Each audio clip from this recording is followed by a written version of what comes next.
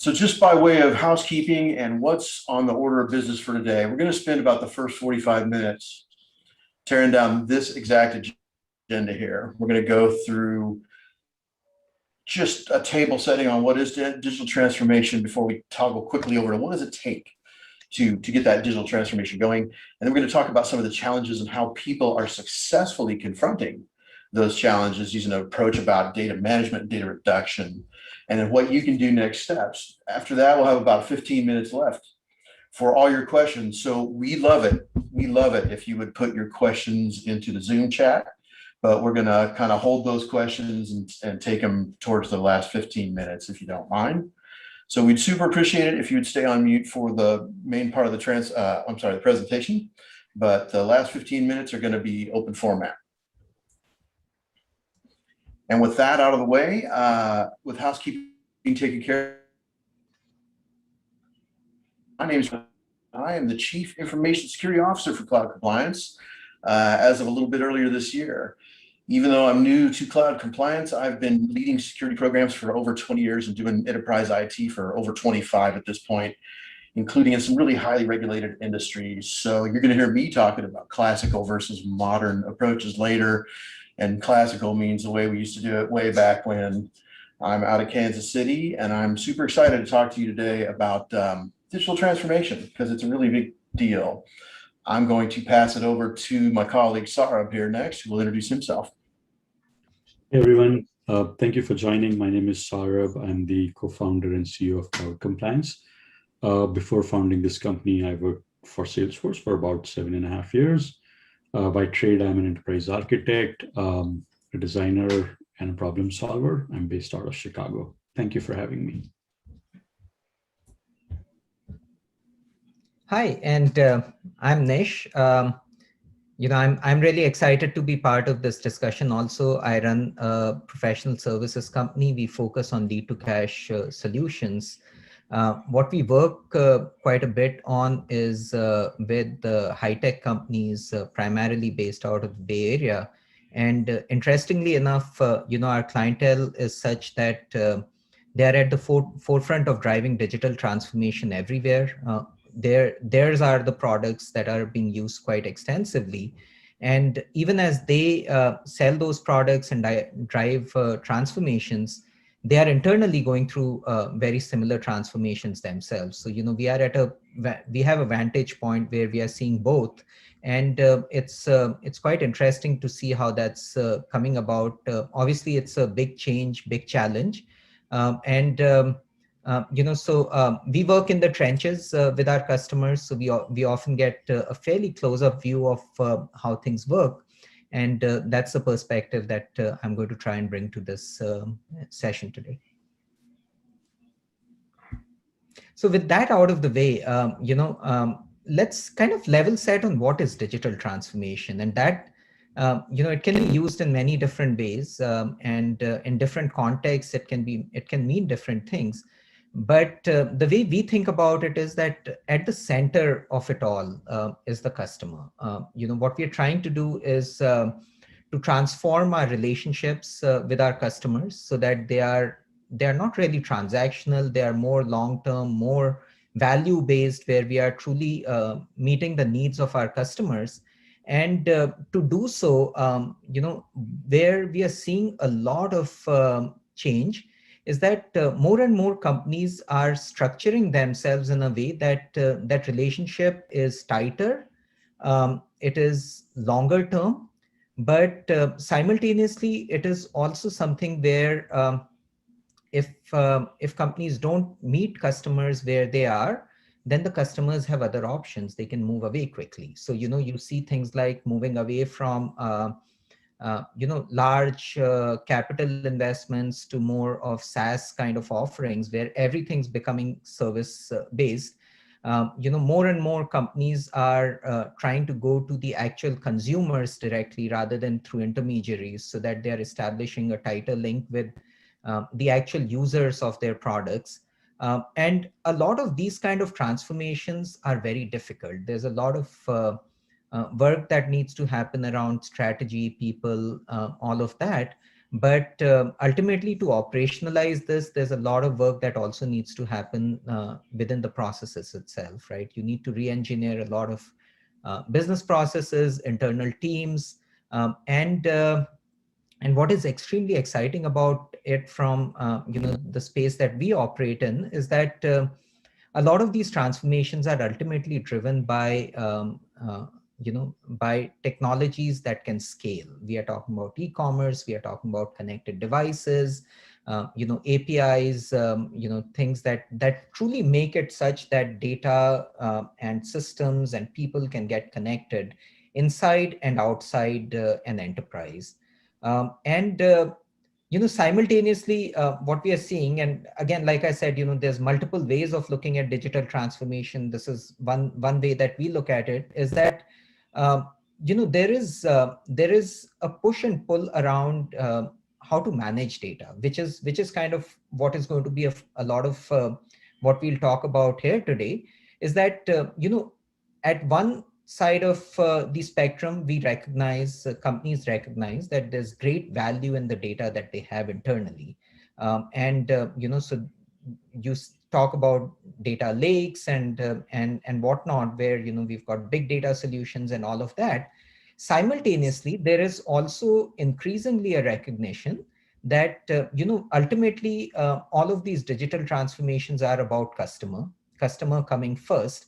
And that also means that, as a business, companies need to establish that trust with customers. They need to think privacy first. They need to think about customers first. And therefore, there is an important aspect of balancing things in a way that, ultimately you have data that you need, and then you also shed data that you don't need, because that can be a liability.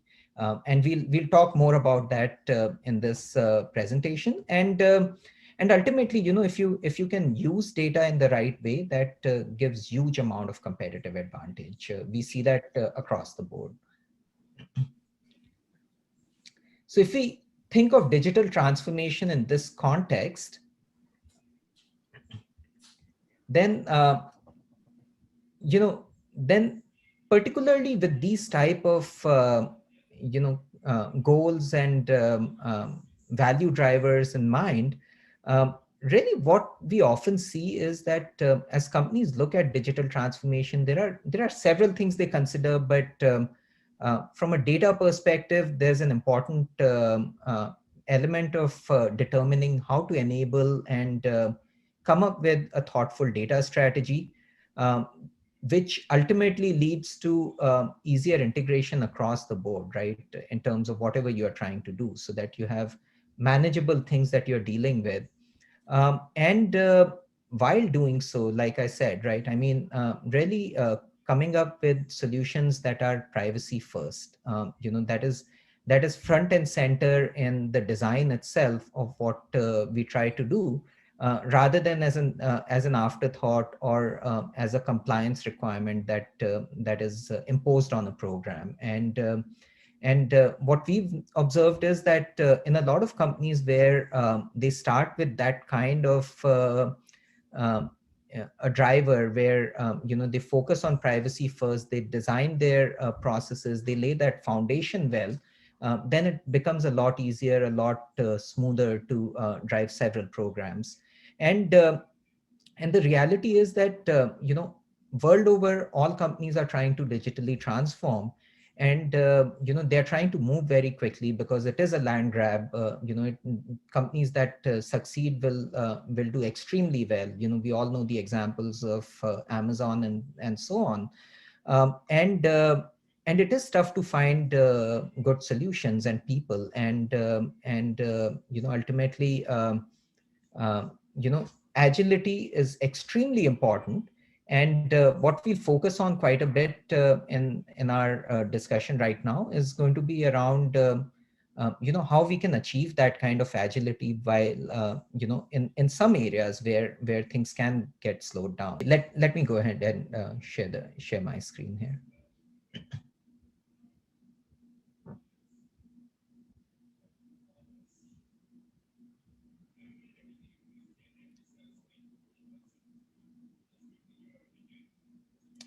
Okay, sorry about that. If we can move to the next slide, Saurabh.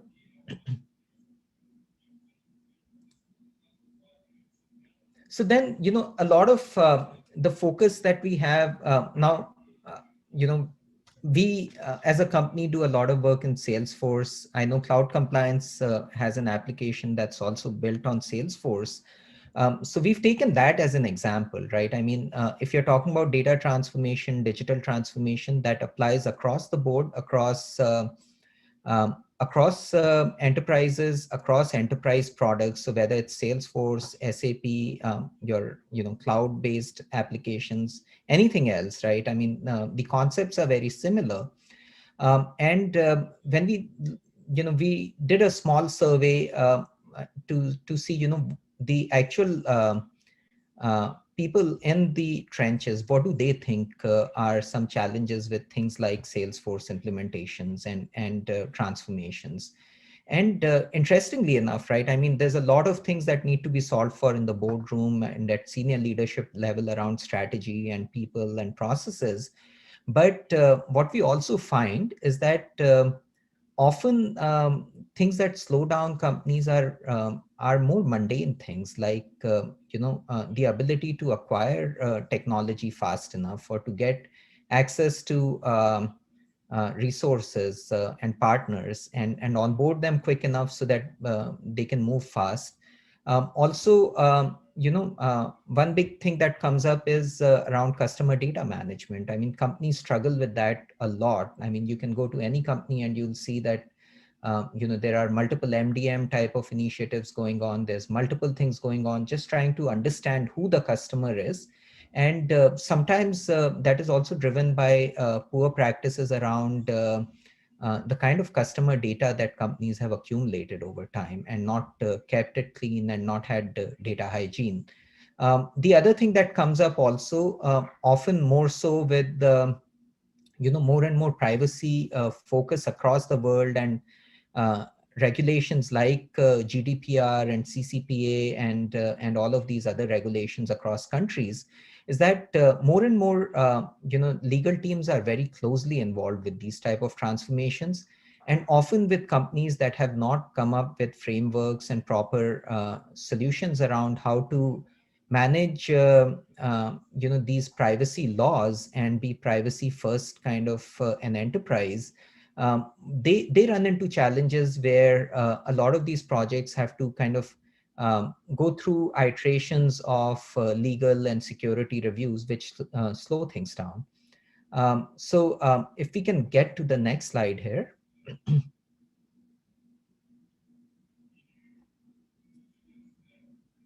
So, I mean, again, from the trenches, if you look at it, it's quite ironic that we work for technology companies that are helping transform enterprises all over the world. And even within those companies, sometimes we find that just onboarding a new product or onboarding partner resources can take several weeks or several months, because they just have to go through so many internal security reviews, so many different things. And in part because there isn't a systematic way, or there aren't best practices that companies have put in place. So every time it's kind of an ad hoc kind of a review that they have to go through. Just to throw a very simple example, it can be as simple as you want to onboard a partner to work on a Salesforce org, which is non-production org. But because of lack of data hygiene, that org might have some data that could be considered PII, and then the partner has to go through all sorts of security reviews and certifications before they can be onboarded. I mean, that kind of a problem could have been relatively easily solved by just having cleaner data there, right? Similarly, trying out new apps in Salesforce, sometimes it again becomes about what data will be accessible to that kind of an app, and therefore there are multiple reviews that you're going through. Again, better design, better controls over data can make those things easier, faster. There are companies that go through full copy sandbox refreshes that take so long that it's unreal, right? It can go on for days. And that again slows down agility, that slows down businesses, transformations, all of those things. There's a lot that goes on in digital transformations, but a lot of that is also tied to the fact that companies are not managing their data very well. And that can be done in a better way. I'll pass this on to Rob. I know, Rob, you have a perspective on some of these as well. Yeah, thank you so much. And Nish, I just want to say I really, really appreciate the perspective of helping us get our minds around digital transformation from the perspective of somebody who does it. And the things that you say so resonate with me. If we kind of wind back to digital transformation and think about it as how do we do a better job of centering around the needs of our customers, and remember that the motive for all that, like we're on this racetrack where our competitors are the other cars, and all our customers have to do is take their phone out of their pocket and get in touch with one of our competitors, and we lose them. That's really what's driving this sense of urgency, right? So I'm super appreciative of all this practical advice, and I want to underscore that, I'm coming from the security perspective here.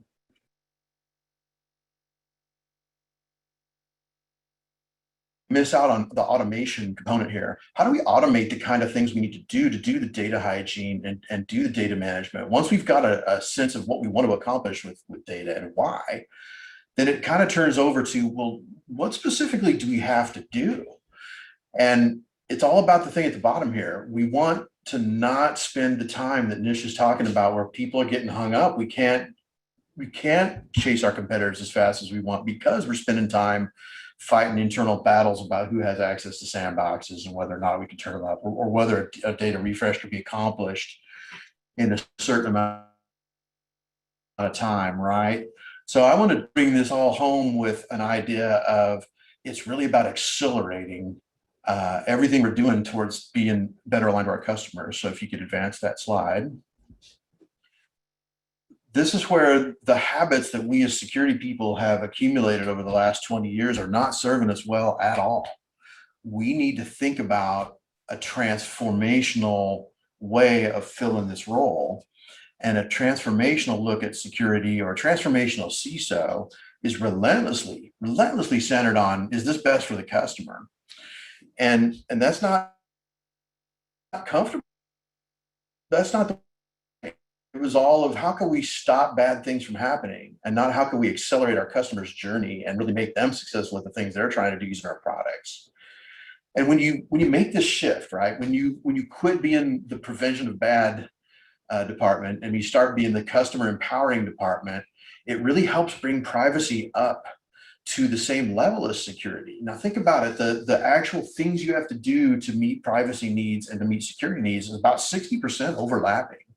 It's about making sure we do a diligent job of caring for the data that customers entrust us with. And so we haven't, as a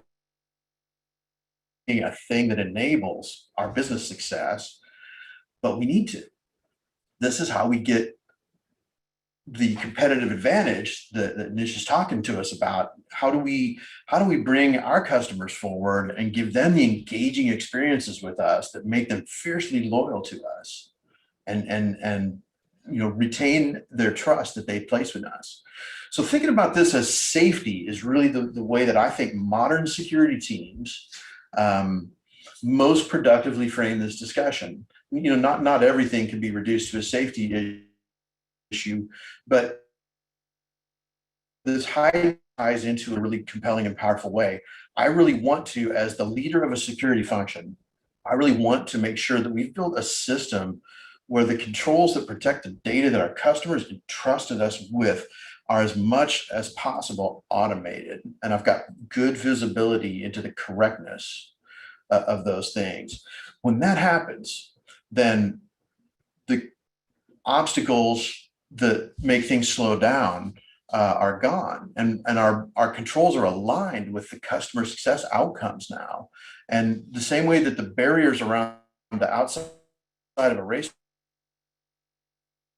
cars are going, not blocking them from going full speed ahead, our controls are keeping people safe from harm in ways that also empower, the business processes that we want to run going as fast as we can actually make them run. And then that empowers us as security people to become the customer trust function and the customer safety team leaders. We can just change this conversation just slightly. It's a fairly subtle thing, but when we do it well, it really opens up this door. And let's click into that next slide.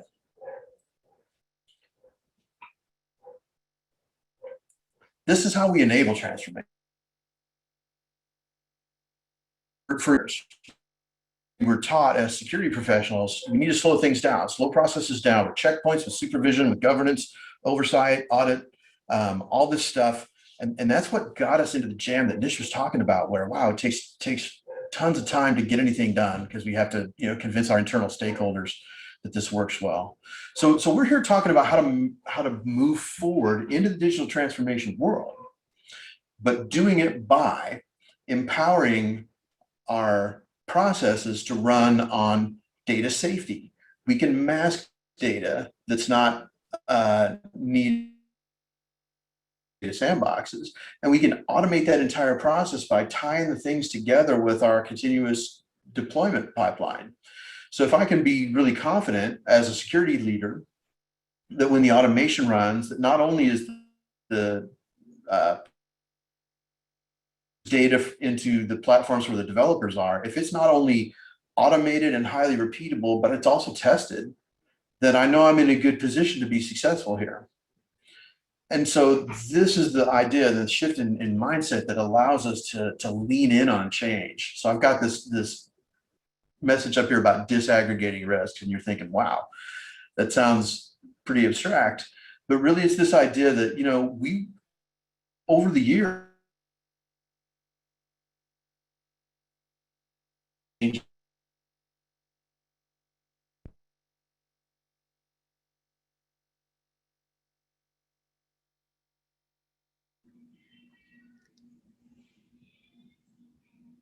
I think Rob is having some network issues. So yeah, so I think, the point that Rob was making was really, as I understand it, around the fact that, a lot of what companies are trying to do with digital transformation is around gaining speed, about doing things faster, in a continuous way, where, risks are not very large, where you can disaggregate risks, where you can, compartmentalize them, and you can keep moving forward. And again, these are very large, complex problems. These are not things that can be easily solved for.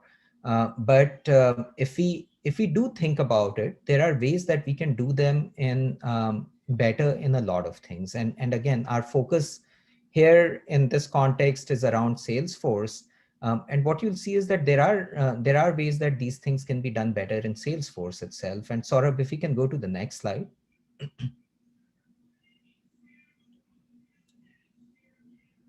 So, yes, sorry, go ahead.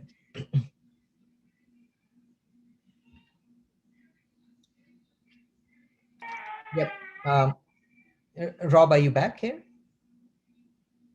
Okay. Yeah. So a lot of it is around, we've taken the analogy of cars. You can see those pictures all over. Really, how do we turbocharge that, right? How do we make sure that we can move fast? And a lot of it, in our experience, in our point of view, is that that some of that can be achieved by data reduction. If you can reduce your data, if you have a framework through which you can decide what is important data that you truly need, how do you want to preserve that, and then what are things that you don't need, which is junk that is accumulating. And given the fact that storage costs have become lower with time, data processing power has increased so much, it is easy to get into a mindset where it's okay to just accumulate data. But ultimately that becomes a barrier, right? And companies need to work out a plan where they can, they can ensure that they have only that data that they truly need for their business. And then everything else is managed, in a way that the risks for business can be reduced.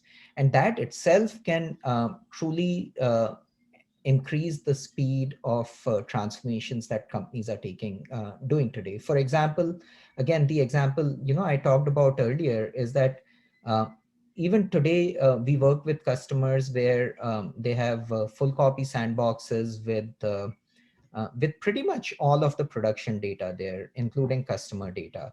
And often the kind of challenges then we run into is that there have to be a lot of controls around who gets access to that kind of an org, and how security is managed there, and how often it can be refreshed, and so on and so forth. And if there were basic data hygiene activities that were taking place around saying, maybe there are old lead records that we don't truly need in Salesforce, and we have an automated, simple enough way whereby we can define rules to say, if a lead has a score of this much or less, and this is how stale it is, then let's ignore those, let's de-identify them or delete them or do whatever we want to do. Then that data volume goes down. Similarly, if we had an automated way of simply moving data from production into a sandbox org, and maybe de-identifying personal information, so that email addresses and names and phone numbers and all of those things across all the entities that we care about, whether it's contacts, individuals, leads, there could be data even within objects like opportunities, cases, all in the context of Salesforce. If companies were doing that in a streamlined, structured way, then then as you move forward with a project, then it's very easy to convince internal stakeholders in legal and compliance that these systems are secure, and there isn't a whole lot of data risk by doing experimentations there, or by giving access to external partners or consultants, or adding on some apps that companies want to test out, and moving quickly with transformations. What it also does then is it helps with the ongoing initiatives. We are working for a fairly large enterprise, one of the darlings of Wall Street for the kind of growth that they're having in SaaS business.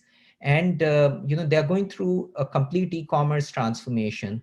And at every stage, we spend several weeks to months just looping in the legal and compliance teams, because they're always trying to understand what is it that we are doing, where are data risks, where are privacy risks, and how are they going to get mitigated. And that is the kind of space where having a framework and having automated systems that can enable companies to define these, and then make it easy for internal stakeholders to understand, then these initiatives can move so much faster. Saurabh, if we can go to the next slide.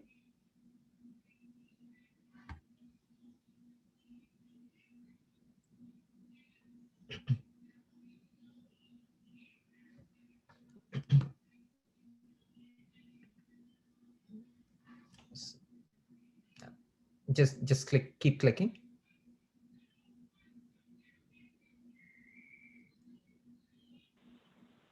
Sorry, Nishit, I didn't realize I was on mute. Can you hear me okay? Yes. Okay, I can go through this. Sorry, I didn't realize I was on mute. So yeah, so what Nishit and Rob described was really just the challenges around digital transformation, particularly on the technology side and data, and some of the friction that compliance and IT security processes can inadvertently add. And let's switch over and look at how can we reduce those friction. So the whole reason you see this sort of a racing analogy here is primarily because we're trying to drive that aspect forward, right? Like your organization, when it's trying to do digital transformation, you're in a race. And not only are you in a race, you need to put your absolutely best forward. You're trying to, kind of filter away every limitation, every point of friction, every, process that is impacting your business from moving it faster. And so when we translate that into technology and data, particularly around data security, data risk, it really boils down into two areas. There are two clear tracks of where we can reduce these risks and streamline onboarding of partners, new apps, move the whole organization faster when it comes to actual delivery of transformation. And those two tracks really are kind of divided between the Salesforce sandboxes and Salesforce production environment. So let's take a look what happens really on the Salesforce sandbox portion of this.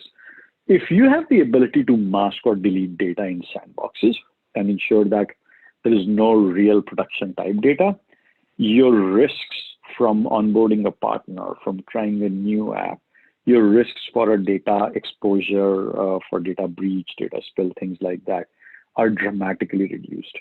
And what that allows you to do is that now you can go back to your legal, your compliance folks, your information security folks, and you can figure out if there is a way to now do faster onboarding of people, where you explicitly know these people will never ever have real production data access.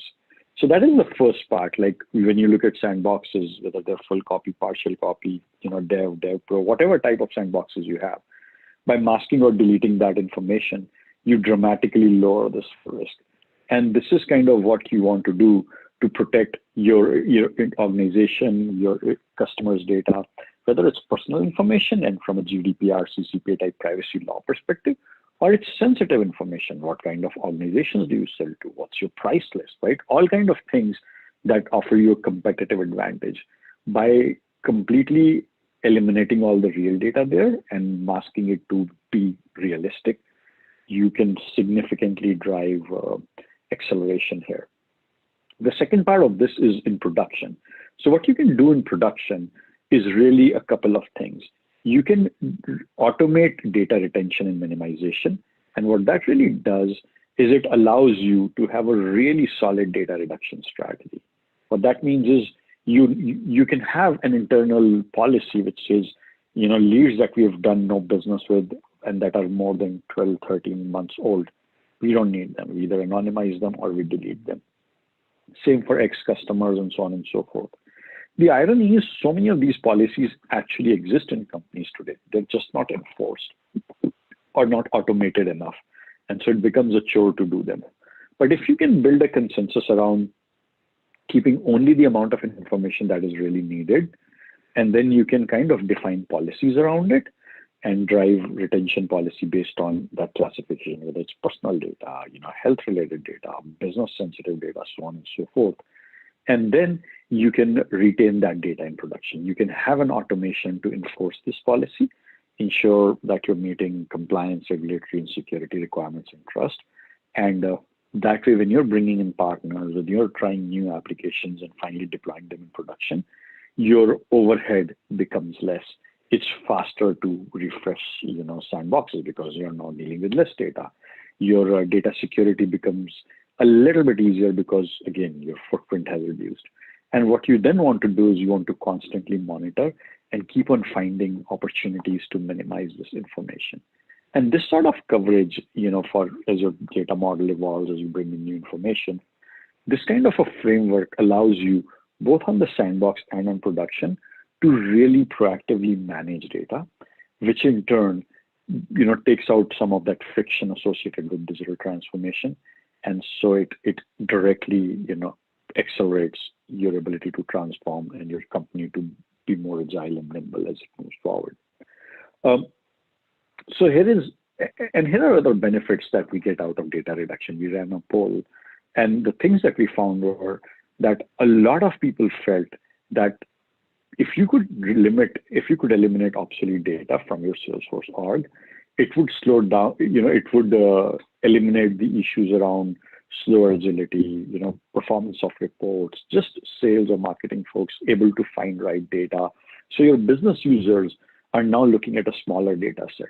If I have to search through, 20 John Smiths to find the right one, if I have a lot of older accounts that we've not done any business with, they are written off, maybe those companies don't exist anymore, those people don't exist anymore in those roles. Like a lot of this sort of obsolete data you want to get rid of. It also helps you because it's driving down your IT risks, storage, technical debt, things like that. The bottom line is data reduction in general is a great activity because you're shedding this excess weight that your org is carrying. And so just by consequence of it, your organization can move faster in its effort for data transformation. So here are some examples of customers that have actually done this. We have a large fintech customer that reduced their data footprint. They did it primarily for GDPR CCPA type initiative, but what they found is this has really helped them accelerate, their transformation efforts in other areas. We have some nonprofit like Norwegian Refugee Council, higher ed customers like St. Louis University that have also taken a very proactive stance to deleting obsolete data and kind of putting in retention policies, doing data masking and making sure that they can work with volunteers and volunteer developers or third-party developers without worrying about giving them access to sensitive information and real actual data. So one of the takeaway from this, I think, for folks hopefully, is that these are very doable things. These are actually low-hanging fruit. From a technology perspective, they are not that difficult things to do. But the sort of value that they offer is just hidden in plain sight. Until you look at these things, we talk about all these larger, massive initiatives organizations are doing, but it's still taking them 6 to 8 weeks to onboard new vendors. It's still taking them 6 to 8 weeks to, go through the EULAs, to go through, what an app does and where is this data stored and so on and so forth. Whatever we can do to dramatically reduce that time is the time that we directly added, in the time, we directly reduced from the time to value and allow our organization to act more nimbly. So with that in mind, here are some resources. You can download the data reduction guide or the white paper from this link. It's a blog on our website, and you can download this entire methodology of how you could mask or delete data in Sandbox. What's the advantage? So if you are a business person on this call, right? If you are a project manager, a CRM director, if you represent business as in sales, marketing, finance, compliance, this is definitely a very useful paper. It's not really technical as much as it's a direct sort of how do you build an internal business case and educate your folks. And we'll share all these links and the recording in the LinkedIn group associated with this. So, you'll have definitely the ability to get these things. But the point is, a lot of these things are not on, we talk to a lot of customers and they're not on their list of things to get done. And this is a really nifty way of building an internal use case of why you need to look at data reduction. Some of it is legal requirement from a GDPR, CCPA type perspective, but a lot of this is just good data hygiene practice that have stuck around forever. It's just that they have been up until now a bit harder to enforce and implement and automate in tools like Salesforce. If you are a Salesforce admin or a Salesforce technology person on this call, here is something you can try, right? We have this Data Masker app that's available on App Exchange. It's free. You can mask up to 3 objects with 8,000 records each. It's a really good way to kind of try it out. You can, install it in your dev or a sandbox and just kick the tires on it, do an internal demo. It's free. You don't have to talk to us or a salesperson. Just download, install, kick the tires on it. It'll take you less than 30 minutes to get started. This is very consumer-oriented in its design. And if you run into any challenges or if you'd like to talk about it, you can absolutely reach out to us. I highly recommend trying something like this out because this is one of those low-hanging fruits. This is a risk that companies have.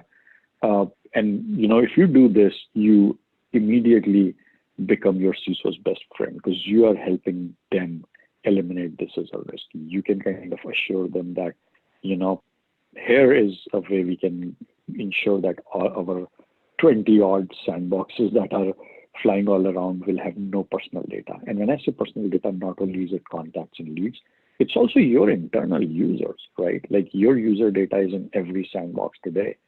So if you are a company with 2,000 users, that's 2,000 email addresses that are one SOCL statement away for somebody to get them. And really the larger exposure of these things is if those email addresses go out, right, there is a malware link that somebody's going to send, and they just need one person to click on it. Anyway, bottom line is it's a free app, takes less than 30 minutes. If you're a Salesforce admin or a technical person, or even if you're not a Salesforce technical person, definitely give it a try and let us know if you have any questions or comments on that. The other part of this, again, if you are a business person making a case, if you're a CISO who wants to make a case for this, you can get this guide that I mentioned earlier. And it also talks about the economics of doing it, right? Why reduction in data can accelerate transformation and actually save you money.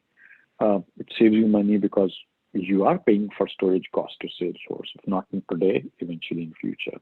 It is going to skew your AI, your BI, your entire consumption of this information and usage of these technologies. So with that, and finally, we do have a lot of information related to this on our website, which is cloudcompliance.app. You can go read the blog there. A lot of what we're talking about here is posted there. We operate in these 6 areas, and you can definitely learn more about data masking or data minimization and retention, which are the 2 areas that we were talking about earlier, or about anything else we do. You can also click that big blue button there for booking a demo, and then you can book a demo with us, like a 30-minute call to understand more about any of these or to share your specific use cases. I think that's pretty much what we have. I know Rob got disconnected earlier. Rob, are you back?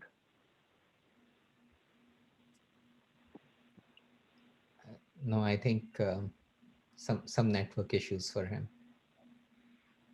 All right. So are there any questions or comments from the audience?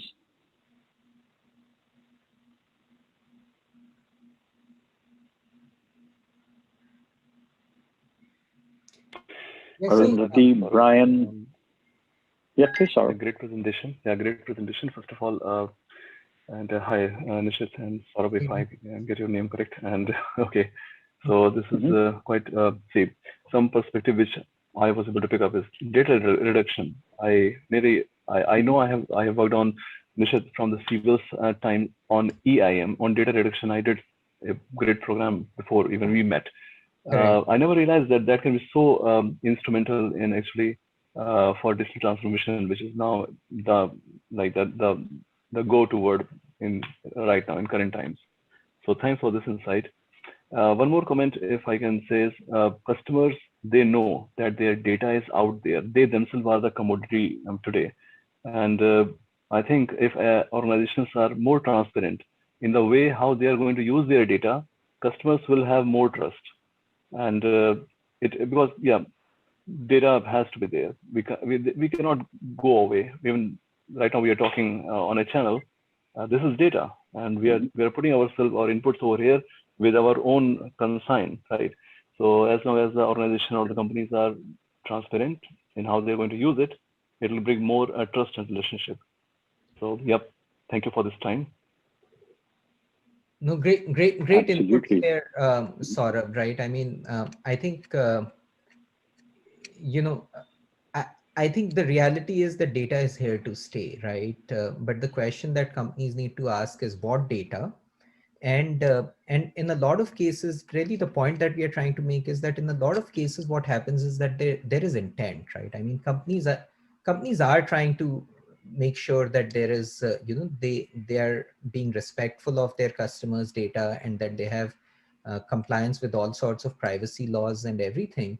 But often that itself becomes a huge effort internally, just trying to get that right. And part of what cloud compliance does extremely well is that it is one of those tools that you can use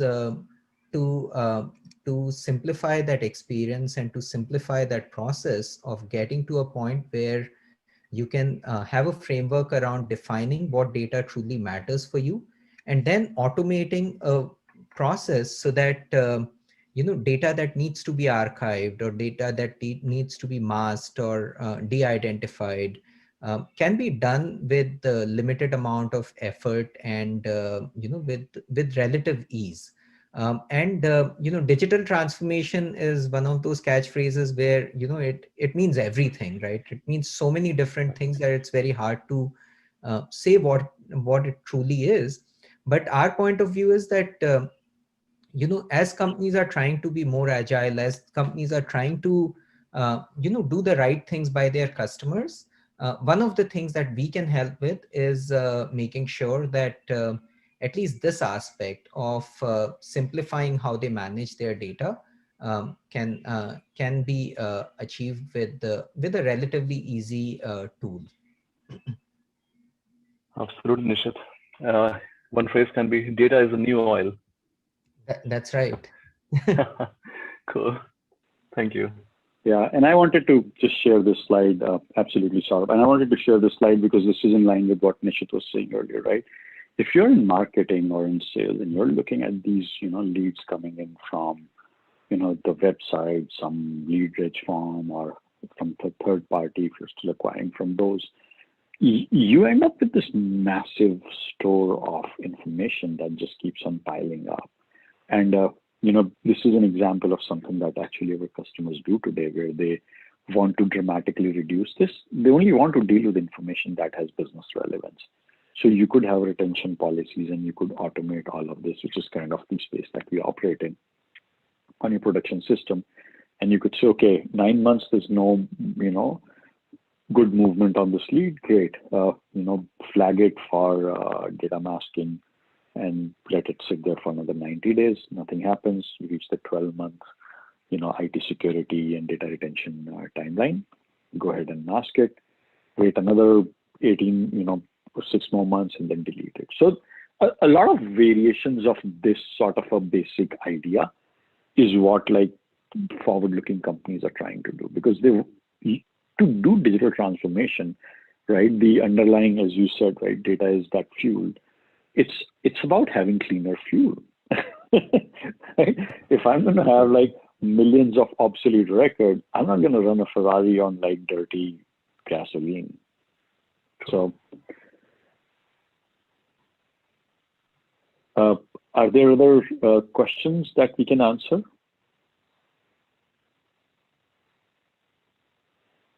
Are these some of the challenges that other folks on the call are seeing, or is it just mostly because that's kind of our first-hand experience with a lot of customers is we just get very typically, into these conversations with customers where they're like, yeah, I need to do, some review of your agreements, and kind of my security and legal folks have to chime in. And I've seen this, I spend a lot of time in consulting, and I've seen this firsthand in consulting. The customer really wants to get this done. They have like a 4-month timeline. But just to onboard new developers, bring in third-party consulting companies, takes forever for them. And that part has not changed. The CEOs can stand on the, the top of mountains and talk all about we are going to transform. They can put funding behind it to transform, but you still are, dealing with that pebble in the shoe problem where no matter how hard you try to move forward, it's these little things that are just kind of holding you back. Yeah, so actually, I know we have quite a few people here on the call. I obviously don't know what your backgrounds are, but to Saurabh's question earlier, right? I mean, does this resonate with you? Is this what you see in the kind of work that you do as well? All right. So on that note, I think if there are no other questions, we'll probably close this call. We'll share the links of the recording and some of the resources that we were pointing to. And thank you, everyone. Yeah, thanks a lot for your time, everyone. Thank you. Thanks again. Good luck. Bye-bye. Bye.